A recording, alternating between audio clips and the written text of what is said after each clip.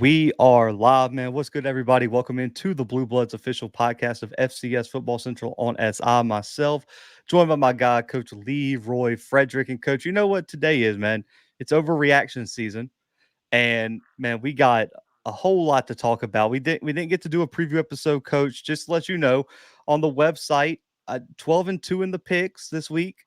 PV let me down, and I forgot what other game. Oh, Sanford let me down. I forgot about that. Shout out to West Georgia, though, man. We're going to talk about that game.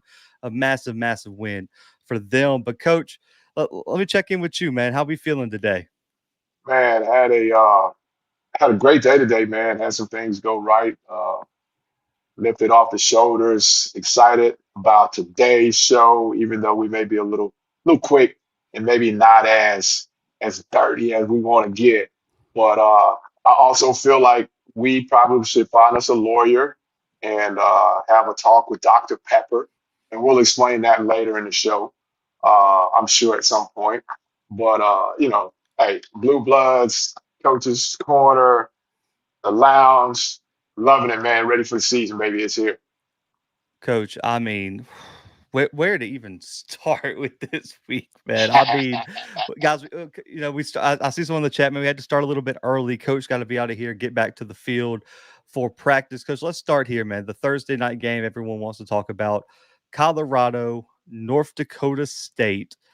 Man, the Bison were 4 yards away from doing the unthinkable to a lot of people, Coach, man. I mean, it was a heck of a game. I thought North Dakota State played well, but Coach, my biggest takeaway from this one is it was very obvious early that the two different approaches, North Dakota State could run the football, and Colorado had the better athletes on the outside, and I really do think the loss of the All American safety, Cole, it was evident early, man. There were some guys just streaking down the field, and Coach, I don't think even at full strength they had anybody to cover 12 in Travis Hunter. There was no one on the field that was even within, I would say 50% of his talent. But bro, you can't let the slot receivers go up the seams untouched and just be Jimmy by Horn. themselves. Coach, your takeaways from this game? Jimmy Horn Jr. is just as unreal as Travis Hunter. He won't get the shine, but the biggest takeaway because of what our show is, North Dakota State might be for real, for real. Yes, They might be I for real, agree. for real. You I know, agree. they showed some clutch passing when they had to have it. They almost threw for three. When is the last time we've talked about them throwing for close to 300 yards in a game? Uh, you know, and for them to go in and stand toe to toe, man, I was just like, they may have put the rest of FCS Nation on notice that they're back. I'll say this, because we've been very critical of Cam Miller on this show, both of us. Yes, In my opinion, that was arguably the best game I've ever seen Cam Miller play. 18 or 22. Almost 300 yards, a passing touchdown, led him in Uh, rushing 81 yards, 2 touchdowns. And Coach, every time something broke down, he he made it made happen. the correct decision. He whether it was with his legs, with his arm. I do think I will say this. I think North Dakota State does still need to develop some wide receivers on the outside. I really like now they there were some guys that showed some promise, Coach, but I didn't see the guy outside. Like last year, Eli Green came on real strong late. A few years ago they had Christian Watson. I don't see a superstar on the outside right now, so maybe that means they're going to spread the ball out. And also, too, I do think the interior of the offensive line still has to build up some chemistry. I felt like that was the weak spot. Obviously, Gray Zabel at tackle is a bona fide NFL prospect, one of the best tackles in the FCS, maybe the country. I thought Miller on the other side played really well, but the interior, they never could establish their power rushing attack, Coach. A lot of the rushing yards were off Cam Miller's legs. I think he'll match up better against FCS talent, but I do think that was a big takeaway. And Coach, me and you talk about this. When you get in the red zone in FBS games, you got to put touchdowns on the board. Those 2 drives where North Dakota State made a run into Colorado's red zone and came away with field goals, especially that one after the 4th down stop in the second quarter. You score a Huge. touchdown there, instead of a field goal, this game's momentum completely shifts. And I think Oh, that was the biggest thing, coach. As bad as the secondary might have been, bro, you have to score touchdowns in that game, especially when your defense can't stop a nosebleed in the secondary. and you're the underdog. You're not even supposed to technically be contending, and you get an opportunity to put up points inside the red zone, like you said. I mean, you've got to take advantage of that. That's the goal. Come away with touchdowns, not field goals. And I think realistically, they had an opportunity to score both of those. Yeah. Um, break down here, break down there.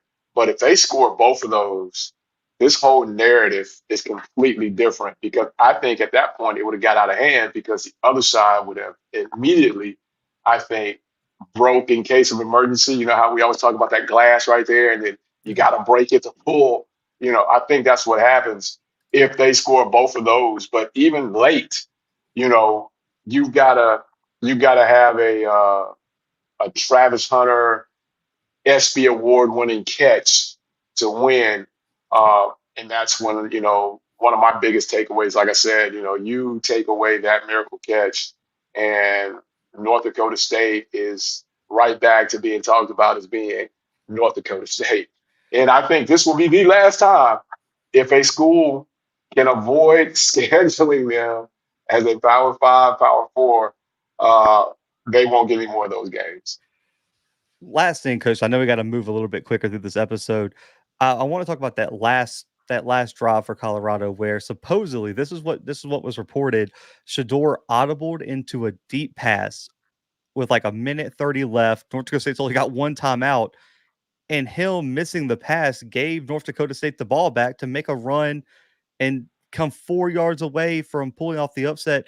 You've coach, you've been around. You're on offensive staff now. Do you even give your quarterback the option to hot route? Not in that situation. No, it's locked. You hand it off and let that clock continue to tick. And if we get it, we get it. If not, okay, we try to pin it deep and we go for there. But to take that chance, uh, if that's anybody other than him at quarterback, it's one of those moments where the camera pans over there and the coach is going freaking Chip Kelly on it uh, because of that situation. You know what I mean? But yeah, you Yeah. can't do that. You can't take that chance. Man, I was freaking out at the house. I was like, did they really just throw a go route on 1st and 10 with a minute 30 left with Christ. one time? I mean, if they would have lost that game, man, the conversations that would have had to be had about Circle that. around that. Oh, ain't Oh no doubt about it. man. And the I comebacks about that. oh yeah. I'm sure those would have been, I mean, immaculate Yeah. sound bites.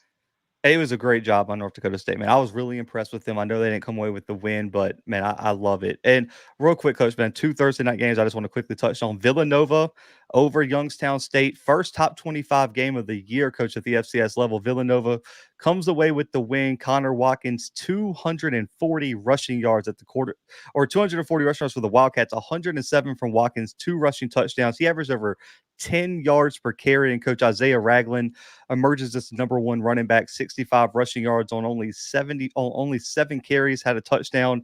And the defense, I thought, stepped up really well. Coach Ice Waxter, All-American corner, out for Villanova this game. His replacement, a redshirt freshman, gets a big pick early in the first half. I think it was the turnovers, coach. 3 turnovers for Youngstown State was the difference in this game. Any thoughts on this one before we move on? That was the thing I was going to point to. 3 turnovers. You led the time of possession, and you ended up shooting yourself in the foot. Yeah. I agree. Now, coach, it was a long day, a long weekend for FCS programs against FBS programs. Hey, I Winless. did my part. Winless, coach. I mean, still, Montana State is the only program with an FBS win this year. Coach, I want to highlight a few things. SEMO led New Mexico State until late in the fourth quarter. The Aggies scored 10 unanswered points to come back in that one.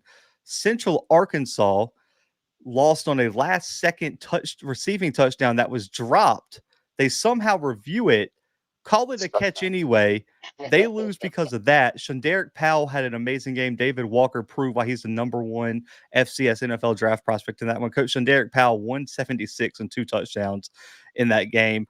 Texas Tech escapes with a 1-point win over Abilene Christian in overtime. Tennessee Tech scored 14 unanswered in the final 5 minutes against Middle Tennessee State, but allowed a game-winning touchdown with 16 seconds left. And then, Coach, you had Idaho, who lost by 10 points to #3 Oregon. You had Favorite yeah, to a win the 50 Natty. a 50-point underdog. Well, Idaho was going in that one. UC Davis had the lead at 1 point over Cal, collapsed down the stretch, and Nichols played Louisiana Tech within a 1-score game. Lamar, Coach, played Texas State with G.J. Kinney. Remember, Texas State's team that scored 77 on Jackson. Lamar had him on the ropes late. Jackson played a close game with ULM till the fourth quarter. North Dakota State with Colorado. All these teams, Coach, had opportunities to pull FBS upsets, all collapsed down the stretch late. Are you surprised that we're sitting here at the end of week 1, Coach, with all this talk about all these potential FCS upsets, that we only have one team with an FBS win, and it was Montana State, who was 13.5-point favorites in that game? Definitely. But then it always, I don't want to say always, but then you point back to, the difference. And I'm not crying wolf. I'm not doing any of that. But when those teams are able to impose their 85 scholarship will on you, that's what shows up late. And then I think it also proves that with selective scheduling for your FCS program, money games, you give yourself an opportunity. And I think when you find those games and you don't put yourselves in a situation of where you're going to play, and I'll use them because they barely escaped, an Oregon type situation or Nebraska of old, you give yourself an opportunity to win that game, then you give yourself an opportunity to get out of that game healthy, so that you don't wind up like A&M team a few years back. They had 2 back-to-back, Auburn and somebody else, and they lost half of their freaking team in 2 weeks to injuries. So being selective gives you an opportunity to play in these games and late in the fourth and see what happens. Coach, I hate to report this. This just came out like when we went live. Idaho lost their starting quarterback to a broken collarbone. I was just talking about Yep. it. You try to get out of these things as healthy as you can, man. And God. I guess it's a necessity, man. But I hate it. I hate it for that kid. Uh, you go play those money games for your institution. Hopefully Idaho as an institution can, send that man some T-shirts, some warm-ups, or something from that money that they've gotten for that game. Uh, for that injury, if nothing else. And I'll stop there. Yeah, that's just brutal. Also, yeah, this is a good point. Western Carolina, Coach, was leading NC State going into the fourth quarter Yeah, yeah, yeah, in yeah. that one. And fell, I don't want to say fell apart. Just gave out of gas. Gave Yeah, out of gas. definitely gave out a gas. Now, Coach, did you have a chance to watch the film from the Jackson ULM game? Nah, I'm saving it. You're saving it? Yeah. Okay, well, I'll give my take real quick. Listen, I still stand on everything I said about ULM, Coach. I really don't think they're that good of a team. I don't think they're going to compete in the Sun Belt. And Jackson had every opportunity to win that game. It was just, I was very, very confused on some of the play calling, to be honest with you, Coach. It seemed extremely conservative. And I understand if, listen, if you're Alabama A&M and you're going to play Auburn or Furman going to play Ole Miss, yeah, I get it. Alcorn going to play Yeah, Vanderbilt. UAB or Vandy, yeah, like I get that. But in a winnable game, why are you conservative? Got to go out all guns blazing. Yeah, and I thought Jacobian played pretty well. I do think there were a few reads that he missed, but I'll say this, Coach. I feel good about my assessment of Jackson's quarterback room. I feel okay about the offensive line at positions. I still think there were some issues with center and the tackle spot. I just listen. I hate to just single out a kid, but man, I don't know if James is that guy at tackle. It's 2 straight years where he's just gotten killed in the first week of the season. And you got a freshman All-American sitting behind him who played really well down the stretch last year. How do you not put that kid in the game? And I'll be honest with Coach. The position I was most frustrated in with Jackson was the wide receiver unit. Now, the Fortillion kid made the crazy one-handed catch for the touchdown, Yeah, the but there ESPN highlight. were too many drops, man. Fabian McCray has got to play better. Because that one drop that turned into a pick for Jacobian, can't have that happen against FBS opponents. And I do think Jackson really felt the loss, Coach. Now, Coach, I don't know if you know this, Irv Mulligan and JD Martin were both out of this game. So Yeah, they they started had though, right? no, no, neither one of them played at all. They were listed Huh. so Irv was not on the depth chart, Coach, but JD was, and he didn't even play. So they had a redshirt freshman in Ahmad Miller and a true freshman in Travis Terrell having to carry the load at running back. Wasn't Terrell supposed to be better than the kid from last year? No, he was not. Uh, I'm just going I'm what I heard. I'm just asking. no, no. Listen, I'm sorry. Maybe he is in the future, Coach, but right now, that kid is not better than Irv They Mulligan. were saying right now that Irv No. wouldn't be the starter. You know, Negative. No, that's Irv's the what best from running what back I'm on the sure. roster. That Irv is Okay. the best running back on the roster, and the reason I don't want to spend a lot of time on this game, Coach. And this is something I really wanted to reiterate for fans who watch this show. Can we please stop hitting the panic button or hitting the "we're going to win it all" button based on FBS games? You don't learn anything from these games for the most part. Like, can we stop? I have to see. I really, really have to see some of these teams play FCS opponents. Coach, the only teams, like, let's just keep it in the SWAC that I feel comfortable really evaluating: PV and Texas Southern, Head to head. Southern, FAMU, Head to F, head. and Valley, because Valley played Tennessee State. Head Those are to the head. only teams that played oh no, and Bama State. Let me put them in there too, because they played an FCS team. So you got Yeah. 6 teams that I'm confident in really evaluating. The rest I got to see. Listen, you are not going to catch me come on this platform and talk about Alcorn. You're not going to hear me come up with any wild assessments of Jackson State. You're not going to hear me talk about Bethune or anyone who just played FBS opponents, Coach. Until these guys play someone on their level, I got to wait to see. I got to wait to see. Now, Coach, I want to get to this game real quick because this is a game I really want to talk about. There's 2 left. Florida A&M, South Carolina State. We Coach, there have been teams, and me and you have talked about them on this show over the few years we've been doing this show, that just find ways to win. This FAMU team just knows how to win. I get it. People are concerned about the way it looks. Coach, they know how to win these games. And I'm gonna say this, and I don't want people to freak out. And I'm gonna make sure I want to phrase it just right so someone doesn't clip it and make it sound insane. As of September 2nd, Coach, week 2, Daniel Richardson is the most talented quarterback in the SWAC, in my opinion. I mean, he's proven it. He went out on That there, and all he's done is won. That's all he's done. that kid has the X factor, man. And I don't even think he's played a full game yet, Coach. If South Carolina State comes up with that sack instead of him getting loose and throwing the touchdown, this is a different Yeah. conversation. He still played really well. I don't even know if the struggles were necessarily on him. No, no, no, no. I wouldn't say He's that. I think at times they had breakdowns yeah, in protection. Again, I think you've hit on it.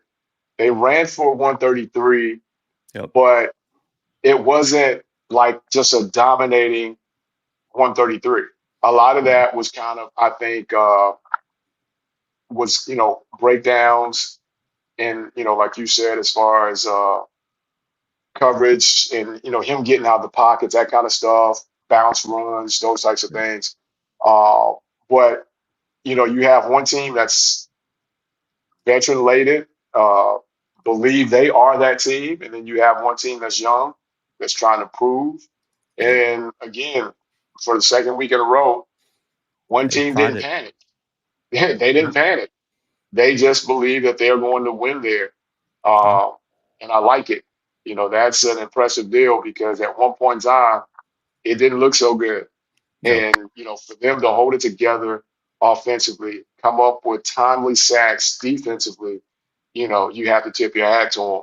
Yeah. Coach Colsey and what those guys are doing, no doubt about it. Yeah, and this is what I also think people have to put into perspective is the best quarterback at the time is not always the best, NFL prospect or has the best measurables, but the kid just finds a way to get it done.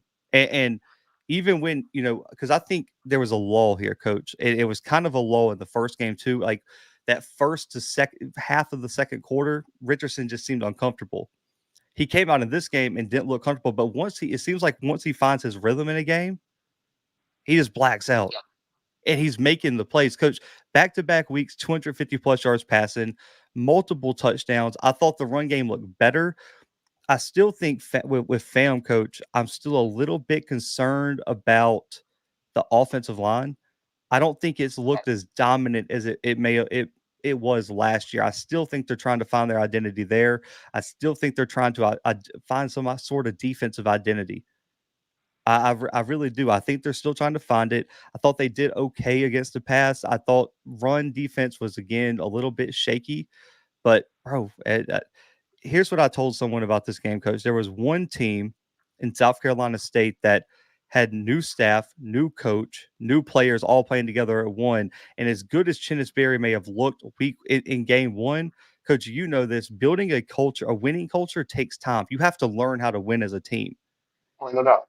You have a team of in FAMU that has returning starters from a championship roster. That coaching staff, coach, has coached together. They knew how to win in these moments. I think Chinnisberry showed a lot of promise this weekend, coach, but that team is not ready to be a championship team yet. They don't know how to No, win yet. And I don't expect them to, right? It's week one. I don't expect them to find a way to win right now. But I did think South Carolina State showed some really good things. I thought Phoenix looked okay, but the rushing attack looked there. But man, I'm just gonna say, man, I am on the Dana Richardson train as of right now, man. And we'll see what he looks like later in the season. But over the first two games of the season, man, he has looked outstanding, coach. He has outplayed my expectations. And I gotta admit, when I'm wrong, Dana Richardson has been that guy for the first 2 weeks of the season. let me hit the lead course on. Not so fast, my friend. It's just week two. Oh But yeah. No, I'm with you. the thing I think that a lot of fans don't realize for our level, we don't have our guys all summer, right? And some places have to choose which summer session they want their guys, first summer, second summer. Um, and a lot of times teams don't get their full team until those last, the summer Yeah. conditioning part of it, which is just, 2 a days, which is no longer 2 a days, 1 a day, uh, for 15, 16 practices. And then you go play a game. So everything is still, I think, for South Carolina, their deal is everything is new. Bam's deal is they've got enough pieces in place and pedigree to hold it together. And I think that was the difference in closing out this game because it was another one that got to the fourth quarter and the team that had enough to close had enough to close. They ended up closing. Yeah, and I want to say this. The reason I'm putting Richardson there first is because we haven't seen Miles Crawley play an FCS opponent this year. We haven't seen Jacoby and Morgan play an FCS opponent this year. Andrew Body might Fair, be out for an extended amount of time with an injury. fair assessment. And heck, we coached for 2 years. We haven't seen Mako play an FCS opponent. Fair assessment. So, like, I don't know. And let's just be honest. I don't even know who's starting at quarterback for Bethune Cookman once we get to FCS play. Who knows? And I'll say this: the guy who everyone thought PV, that was going to start at PV, we don't know who's going to start at PV. He got benched. And then let's Yeah, not forget this, coach. Biden at Southern got benched against McNeese State. yeah, So yeah. Richardson's almost a default option, but listen, I really, really do like what I've seen there. Let's go to this game, coach, yesterday, real quick. Alabama State, North Carolina Central. Central escapes 31-24. Coach, You want to play my Jesus. commercial now or later? Oh, man. Let me see if I can pull it up real quick. Coach, Uh, Coach is petty. I want to give y'all some context here. Let me share my screen real quick. So, Coach said that this right here is Alabama State after yesterday. if I get this play. Make sure y'all can hear it. Hyped up Fansville by Dr. Pepper. All aboard the hype train. We're going all the way. Woo! I heard this hype train runs an ice cold Dr. Pepper. And the hopes of overly optimistic fans. Hey guys, check out my new tattoo. We're so winning it all. Even the national media agrees. And they're never wrong about anything. Quarterback got injured in practice. Okay, everyone off the hype train. Well, that didn't last long. College football. It's a Oh, bro, I'm crying. I am crying. So, Coach, give me your assessment, man. It's I'm good just Lord, playing, man. I'm just playing. That's more for Dr. Pepper. They took our deal. That's more for them, y'all. I'm just playing. But I've been screaming this from the beginning, man. When you put yourself out there and again, sell all the tickets to the hype train, you've got to put, how can I say it? The products got to match the hype. And for me, watching, I just didn't see it, and I just didn't see it playing.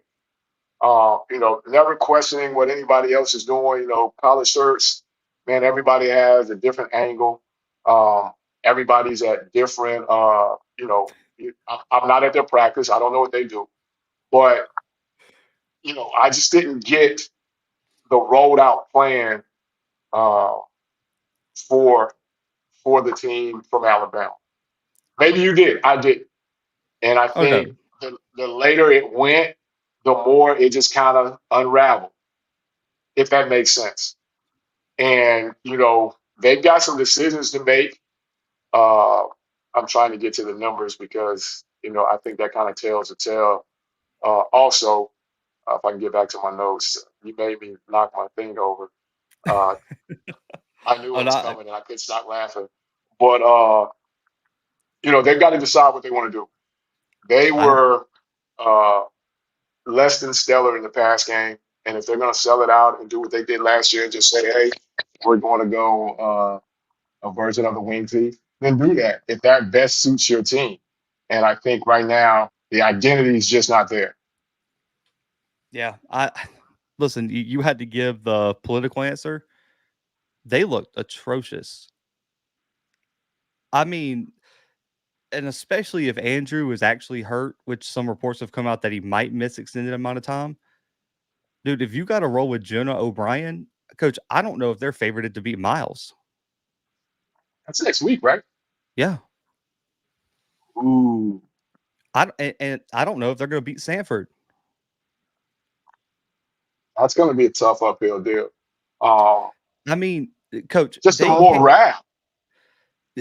They actually came out and put Andrew Body and Jonah O'Brien both behind center and put a running back behind them, and then motioned out the least athletic quarterback to the edge. And the guy from Central, he was like, "Coach, should I go out here? Should I?" Like, I didn't know what to do. Like, do we even bother with this? I just cue the commercial. Yeah, no, I mean, I don't understand. Coach, I want to put this in perspective. Jonah O'Brien went 5 for 11 with 2 touchdowns, and the one was inexcusable. Coach, I don't know what route concept it was. I got to go back and look at the film, but it looked like some route toward the flat, and you had a defender sitting in like a hard flat at the line of scrimmage almost, it looked like, and then you had a guy behind him too. And he threw it straight to the defensive back. I mean, it looked like the pass was intended for the defensive back. And somehow it didn't go that way. And they rolled him back out there. They rolled him back out there after that. Several times. Dude, after that pick six. And just to put it in perspective, the hash marks are a lot wider on the college field than they are on a pro field. So the left hash mark to throw an out route to that sideline to your right sideline, and it's not off of timing, it's not quick. You're talking about a 5-step drop, and you're throwing an out route to off coverage. I mean, you're asking for a pick six. The worst And part is he wasn't even under pressure. If I'm not yes, mistaken, he was cut just it loose. rolling that way and just tossed it to him. Like, Cut it loose. Yeah, cut it loose. Pick six. oh God. And again, I don't know what they're doing in practice. I don't know what they've done. I don't know what the game plan was. I just know what it looked like. Um, and it just looked tough. It also looked like, and you correct me if I'm wrong, chat, correct me if I'm wrong. It looked like those kids were basically like, what are we doing? That was the body language I was getting after every third and out, three and out. And they were just like, the way they were coming off, they were just like, what are we doing? What are we doing? And it I think, just, it just took off. I just think it took off. and then on top of that too, and I thought they adjusted well, and I also think Walker Harris was trying to do too much late in terms of pushing the football down the field, because he started early. Coach, here's what was happening. I thought Alabama State was being conservative defensively. Their D line was not generating much pressure. They were being conservative, and Walker Harris would just sit in the pocket, go through all his reads, and throw the underneath. Or he would just take what the defense gave when they walked down the field. Later in the game, it felt like he was trying to push the football down the field too much and missing the underneath stuff. Because you know this, you've worked with them, you know him well. Leone puts his quarterbacks in great situations. Leone schemes it up amazingly, and you saw that early. I felt like Walker was trying to do too much in the scheme, when if he just settled into the scheme, Coach, I don't think this game's close. And I think he could have sat all day and taken the underneath stuff and walked Central down the field, especially with the way they were running the football. And again, I'm never questioning coaches because I know how tough it is. I know what we do. Uh, and we always say the same thing, if you want to give input, come to practice, come watch. But please explain to me on 4th and 18 why NCCU was blitzing. I don't know. Andrew Body has ran for 1,700 yards against you. It's 4th and 18. Why are you blitzing and playing man to man? I don't know. I mean, because Coach, if you take away Andrew's broken rushing yards, because a lot of Andrew's yards came off of broken plays, they weren't really necessarily designed runs. Alabama State ran the ball terribly. They really didn't. They weren't effective running the football. If it weren't for Andrew's legs, that offense would have been anemic this weekend. Outside of him, the next closest rusher had 28. Yeah. And maybe some of his was design runs, and then somewhere. And then the series before that, it's 3rd and 18. You take the other quarterback out, you put the AB in, and you try to run quarterback draw on 3rd and 18. What are we doing? And I do agree with the chat. The offensive line was terrible for Alabama State. They couldn't block a soul up front. I can't fault those kids because at that point, if I'm those kids on the other side, they can't do anything. Pin it back. Let's go. That's Coach, what they did. Just the front four, Coach. We don't need nobody else. We got it. Yep. We got it. I will say this for Central. Jamari Taylor's that guy at running back. The vision, the power, the speed, the ability to be a receiving back. Jamari Taylor, I think, is that guy. And when I look at Central's offense, Coach, I don't even think now. Listen, Davius is Davius. Let's just get away from that. That's obviously a big loss, but I think Jamari Taylor looked just as good as Mookie Collier did in that offense. The biggest loss.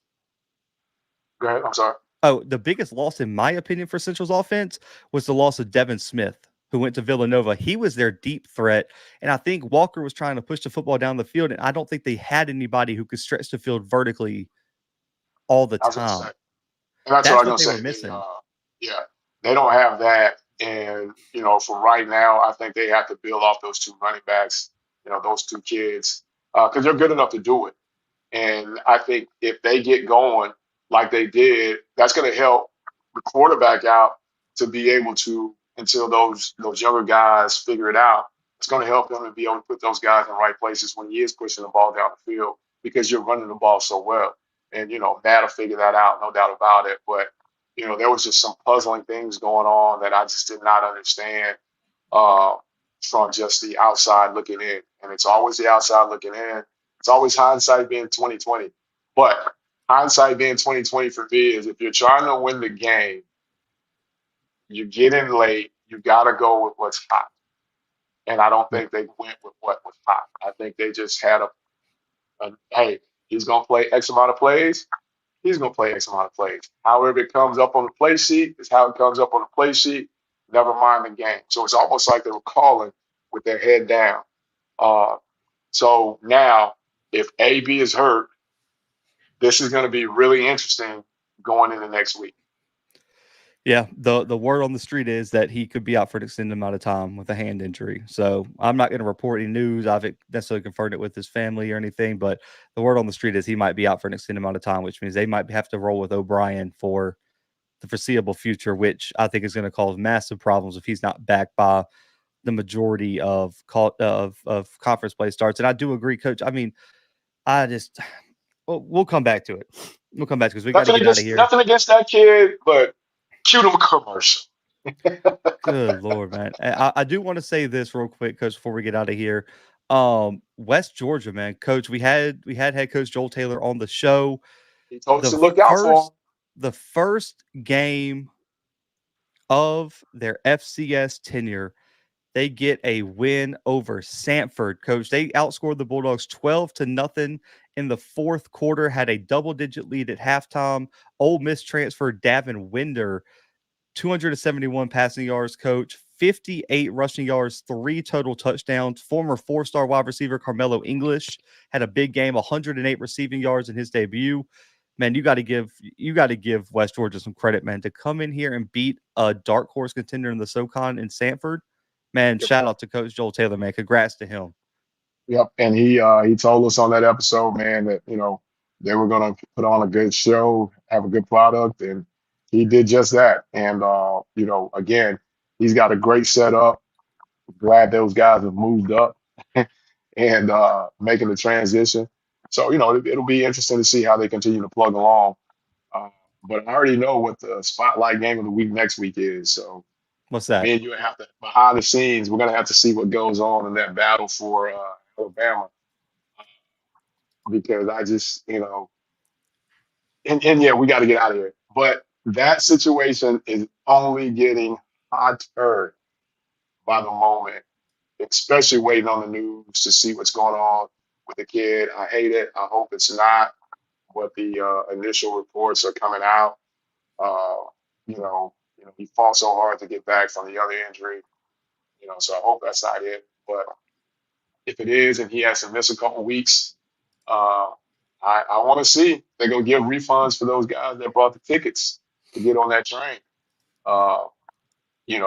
Again. And another situation we didn't touch on real quick, out in Houston, the battle for Houston. Man, shout out to Texas Southern.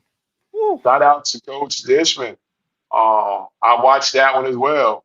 And, Texas Southern's got a quarterback that was playing really well and got hurt. And the quarterback that everybody thought was starting that didn't start came in.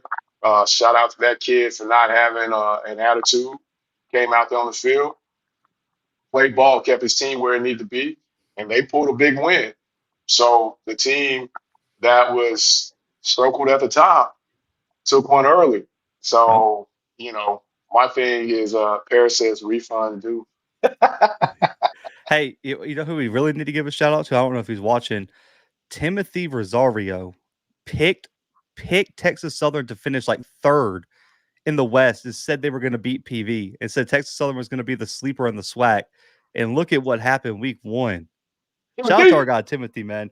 Hey, sometimes he knows what that dude knows some FCS football. And I mean, Coach, the offense was just anemic for PV. Man, it looked like an offense that had just graduated a senior-laden team, and now there's a bunch of guys that are on the transfer or underclassmen that didn't get a lot of burn. Thrust out there in a meaningful game 1. Now they're all meaningful, but a meaningful game, game 1 of your college career. So that's a heck of a way to start. And then we'll get to McNeese And Now that'll Southern. come up in the winners and losers segment. That's why I was. Well, Go hey, ahead. Yeah, shout out yeah, to our yeah, guy. yeah. Shout out to our guy Los. He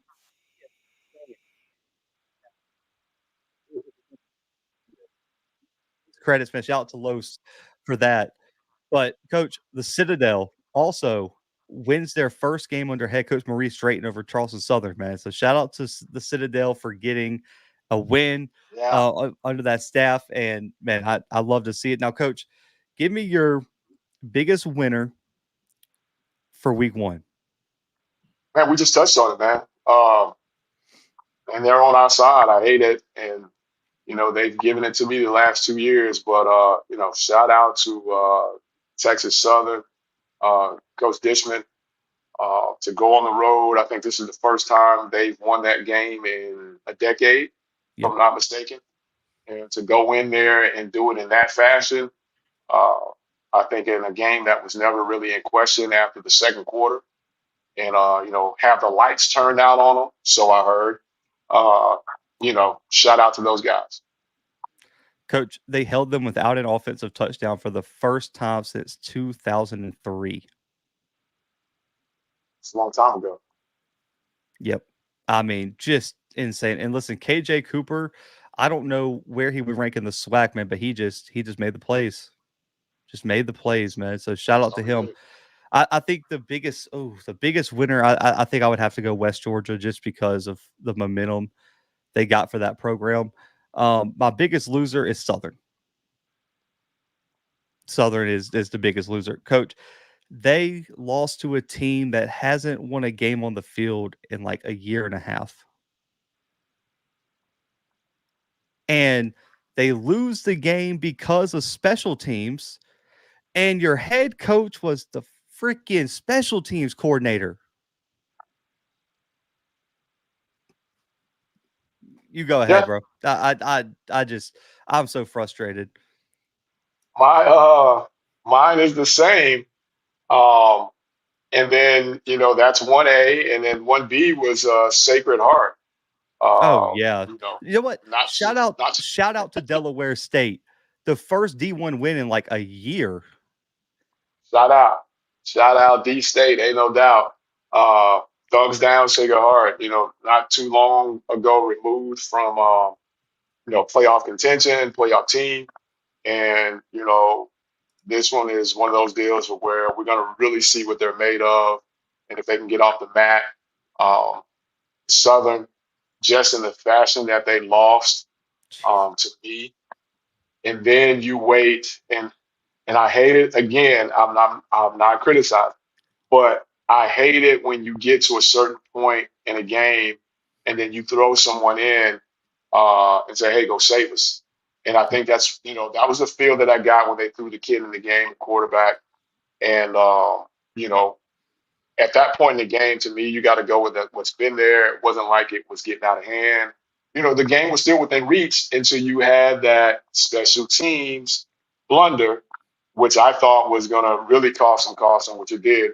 But I thought when you kick the ball out of the end zone like that, that would have been an automatic safety. Now you got to kick the ball off. But instead, it became half the distance. So you went from guaranteeing them 2 points to half the distance inside the 3-yard line to basically guaranteeing them 7. To me, you almost wanted to take the freaking safety in that situation. But, special teams all night kind of hurt them.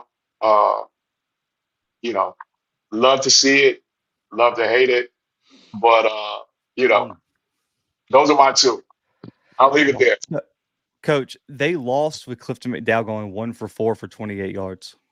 And he sat down. I think at some point. And they came back. He came off the bench cold and scored 2 touchdowns. I think they scored. What did the announcer say? They scored 14 points in 5 minutes and had less than 30 yards of offense doing it. I mean, go figure that one, man. Coach, they were the first. Southern is the first team McNeese has held under 100 yards rushing since like 2021. That was the worst rushing defense in the country last year, and Southern has 66 yards of rushing, 1.7 yards per carry. And McNeese was right there ready to quit, man. they were ready to quit, and then Southern let them back in, and then it's kind of went from God. there. But it looked like it was a great crowd and all that. But And here we hey, go. The last D1 win was in 2022 for Delaware State, man. So shout out to Delaware State and them Hornets, man. Marquis good Adams job. is a potential superstar. But coach, man, let's get out of here on this. Any final words, man, as we roll out of here? Oh man, just again, thank you guys for tuning in, man. This is week 1. Plenty more football left to play. Don't break in case of emergency. If your train is still rolling, hey, get as many people on there as you can. If your train's already stopped, hope you kept your receipt. Hope you can get your refunds back. But again, like, share. We here, baby. Football Man. season is upon us. Listen, guys. So, as I've told you guys, me and Timothy Rosario, my other co-host, recording an audio episode tonight. So if you guys want my thoughts, Timothy's thoughts on week 1, we're going to go a little bit more in depth. We got a little bit more time. Check out the audio episode dropping tomorrow on all podcast streaming platforms. Me and Coach will be back Thursday for an official week 2 preview. And man, we got a new show launching in 2 weeks, Coach? New show launching in 2 weeks, so stay tuned for that. Announcements coming soon on that. But for Coach Fred, myself, the Bluebloods, FCS Football Central on SI, we are out for right now.